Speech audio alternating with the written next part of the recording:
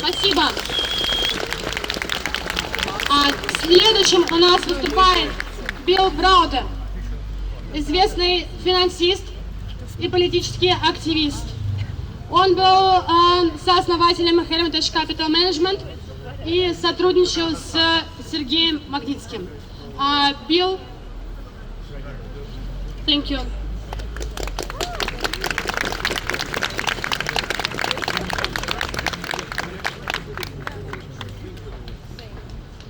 Everybody asks me why this is so important, why everybody here, gathering here is so important. And one of the first and most important reasons is that we have Russians here protesting against this war in Ukraine.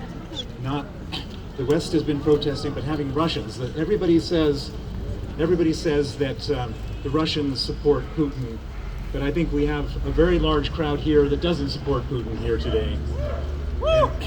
Down with Putin. I've spent the last 13 years fighting Putin after he murdered Sergei Magnitsky. And for a long time, nobody cared about that. And as Marina has just spoken, her husband was murdered by Putin, and very few people cared about it. And everybody in the West kept on saying, we want to do business with Russia. We want to have normal relations with Russia. And I kept on saying, no. If you have normal relations with Russia, he's going to murder more people, he's going to do more terrible things. And here we are now, 13 years after he killed Sergei Magnitsky, and I think something like 16 after he killed Alexander Litvinenko and many other people, and now he's killing tens, if not hundreds of thousands of Ukrainians, and it's totally unacceptable. And thank God we now have a full Western response to this thing. Thank God that the sanctions are in place.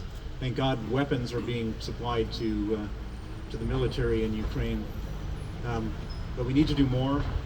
We cannot let Putin continue to grind Ukraine down.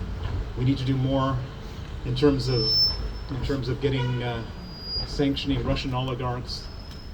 We need to do more in terms of supporting Russian opposition. I want to also mention the name of my friend Vladimir Karamurza. Vladimir Karamurza is a Russian opposition activist. He helped us with the Magnitsky campaign. He stood up to Putin in many ways.